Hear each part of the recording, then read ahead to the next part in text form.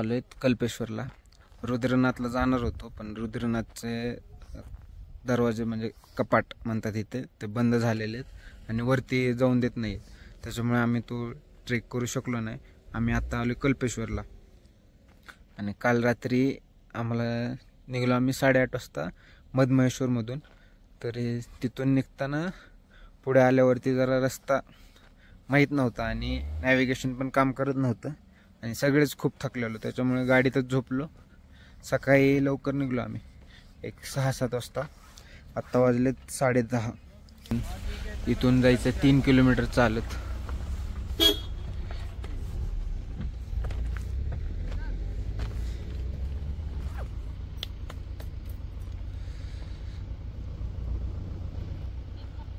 जर हे लवकर झालं तर आजच आम्ही बद्रीनाथला पण जाणार आहे दर्शन घेण्यासाठी.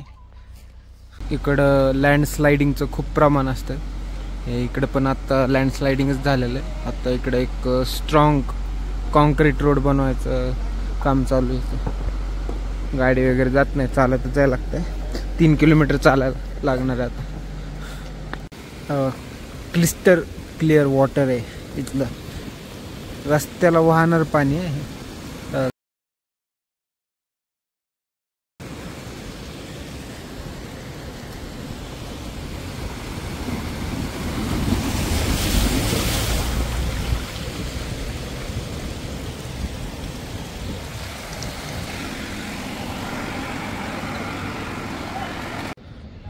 हे मंदिराजवळ आलं की त्याची माहिती थोडीशी. इकडं सुंदर धबधबा.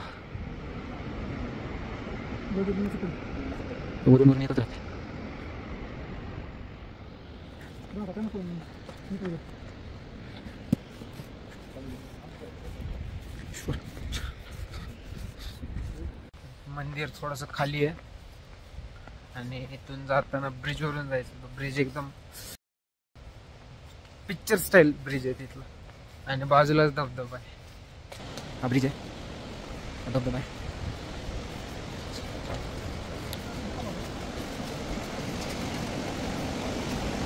वॉटरफॉल इकडून नदीचं पाणी येतं इकडून. हे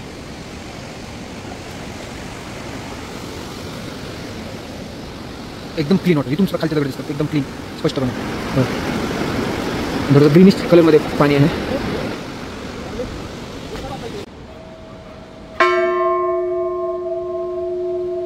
हे मंदिर जरासं गुफेमध्ये आहे.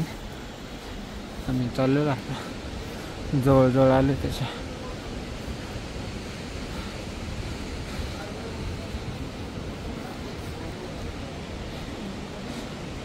हे जाताना छोटे मंदिर आहे तिथे.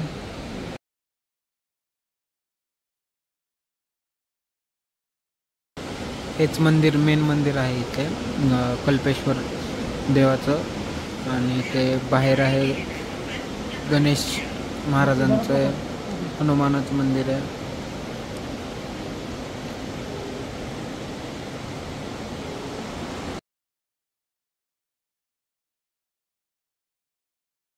दर्शन झालेलं आहे.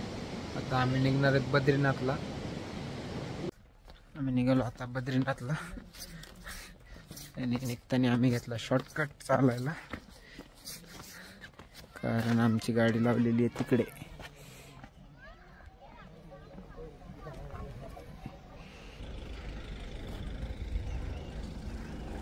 मस्त एकदम पिक्चरवाला सीन.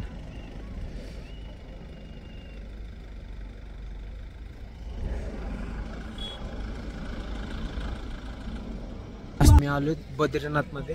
आत्ता वाजलेत 7. इकडच्या उत्तराखंडच्या भागामध्ये लवकरच अंधार पडतो, जवळपास 5:45-6लाच अंधार पडतो इकडं. आत्ता हॉटेलमध्ये चेक इन करताना आम्हाला कळलंय की उद्या राष्ट्रपती येणार होते, त्याच्यामुळे इथं सिक्युरिटी टाईट आहे. इथं आहे -4 डिग्रीज. आत्ता मी +4 डिग्रीज म्हणलेलो, -4 डिग्रीज आहे.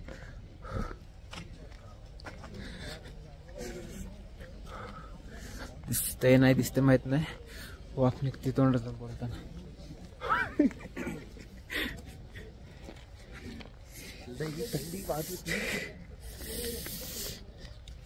मार्केट चालू झालेले. आमचे बाप्पू फुल पॅक होऊन आलेच.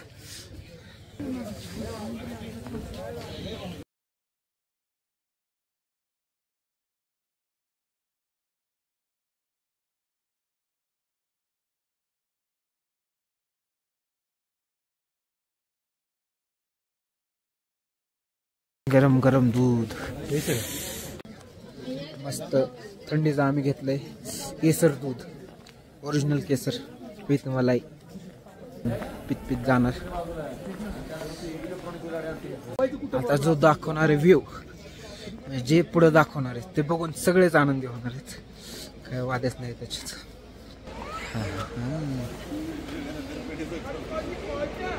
बद्रीनाथ देवाचं मंदिर आहे.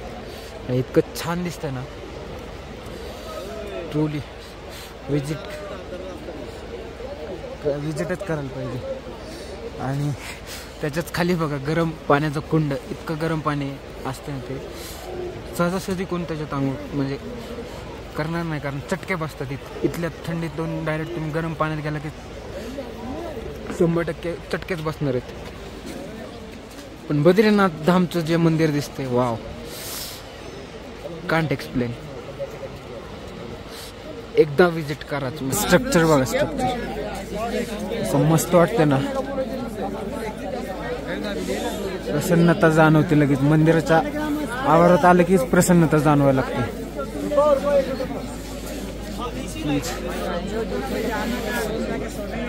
तर एवढंच दाखवता येईल मला, याच्या पुढे काय दाखवता येणार नाही. मंदिर बंद झालं, दर्शन काय झालं नाही सकाळी. तर रिटर्न हॉटेल रूम वरती आलेलो आहे. इतकी थंडी वाजते ना, हातपाय गार पडले पूर्ण.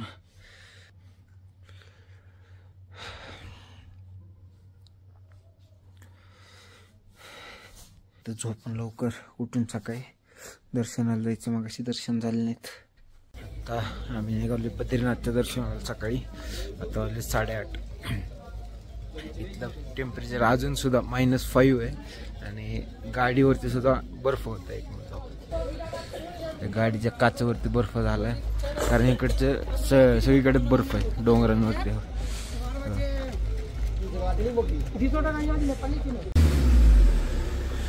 आमच्या गाडीवरती सुद्धा बर्फ जमा झालेला आहे. नॉर्मल दिसत असेल वरती. आता 9:15 झाले. मंदिर बंद झालेलं आहे. आता 12 वाजता उघडेल. त्याच्यामुळे आम्ही चाललोय पुढे मान. इथे अलकनंदा रिव्हर. सिक्युरिटी VIP येणार आहे तिथे, त्याच्यामुळे सिक्युरिटी चालू.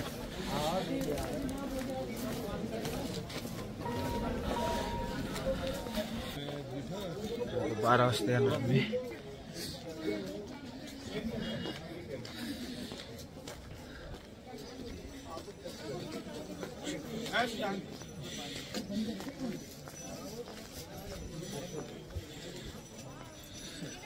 आता आम्ही आलोय माना, भारत देशाचं पहिलं गाव.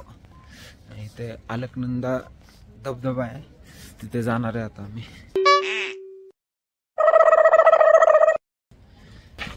अलकनंदा कमाना अलकनंदा नदी अलकनंदा भैया. हे माना गावाचं प्रवेशद्वार. इथून थोडं आम्हाला 4 किलोमीटरचं वॉक करायचं.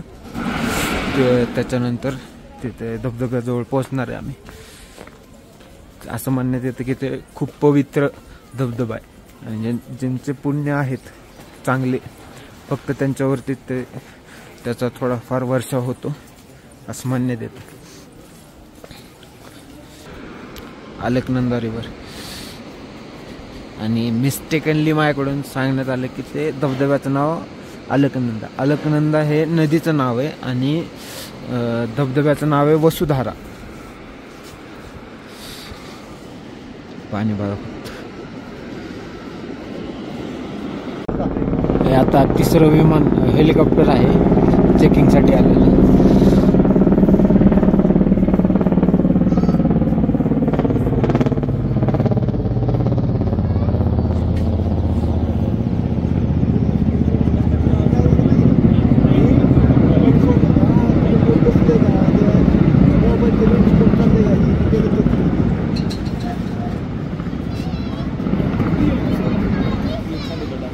सरस्वती नदी आहे.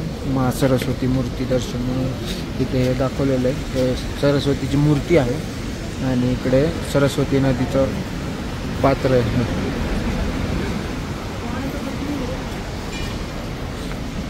एकदम वाईट कलरचं पाण्याचं हे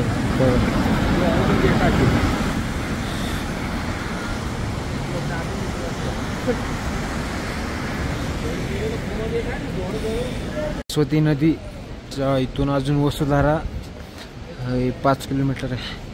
5 किलोमीटर चालत जायचं अजून. हे कमान आहे, कमानेवरती लिहिले स्वर्गारोहण मार्ग.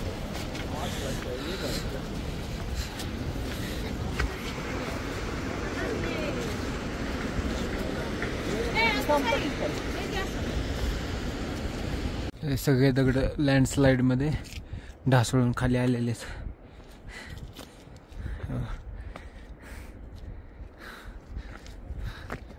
इकडे बर्फ पडायला लागला आता डोंगरांवरती.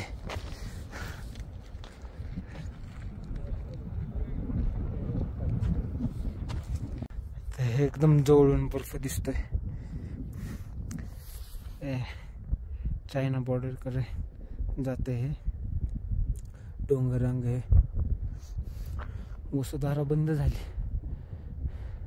मला वाटतं खूप पापी लोक तिथे गेले.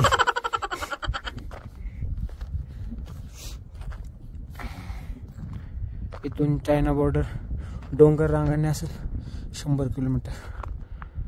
जवळ आलोय आता वसुधाराच्या.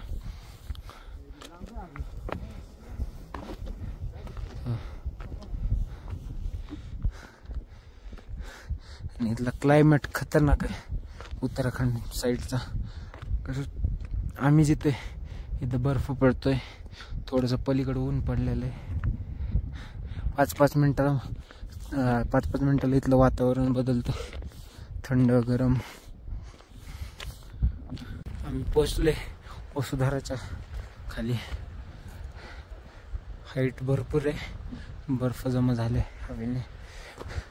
आणि इकडे एक्स्ट्रीम बर्फाचं हे चालू आहे.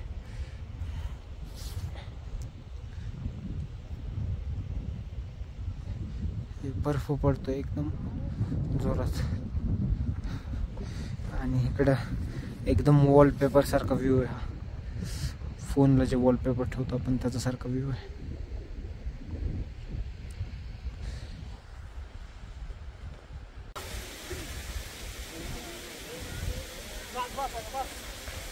पाणी आलं का दादा? पाणी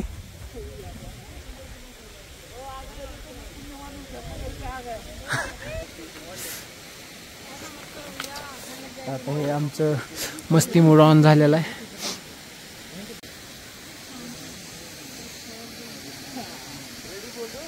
गुड.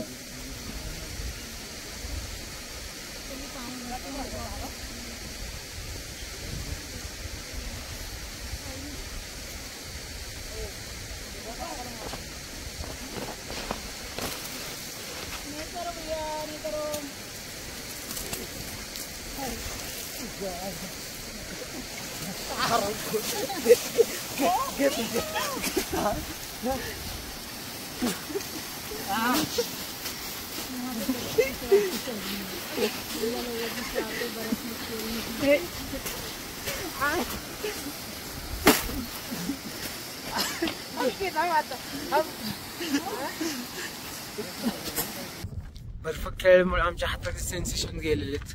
हाताला काही जाणवतच नाही आता. इतकं थंड होत ते. आताही बर्फ पडतोच आहे इकडे. आता पुढे गेल्यावरती अजून बर्फ लागेल असं वाटतंय, कारण पुढे जास्त हे दिसायला लागले वातावरण बर्फाचं. बघूयात. वसुधारा धबधब्यावरून परत येताना आम्ही इथे सरस्वती मंदिर येथे आलेलो, जे जाताना दाखवलेलं. ते विठ्ठल रुक्मिणी सरस्वती आणि गुरुदेव दत्तांचं मंदिर आहे.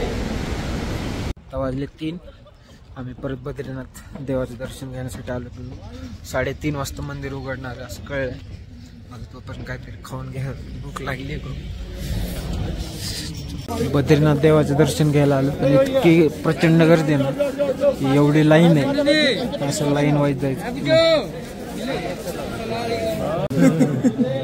मंदिराच्या आतमध्ये आलं, फ्री स्पेस आहे. काकूला रागेल समृद्धी नाव काकूची. हो का? मोकळी जागा आहे आणि छोटे छोटे मंदिर तिथे. मेन मंदिर आहे पुढचं. गर्दी खूप असल्यामुळे बाजूच्या दरवाजाने एंट्री करून दर्शन आहे. आता डायरेक्ट मुख्य दरवाजाने दर्शन मिळतं जर गर्दी कमी असेल तर. हे छोटे मंदिर आहे. बद्रीनाथ महाराजांचं मंदिर, तिकडे महालक्ष्मी मंदिर आहे. थोडंसं मोकळी जागा बसायला. इकडे पलीकडे हनुमान मंदिर आहे.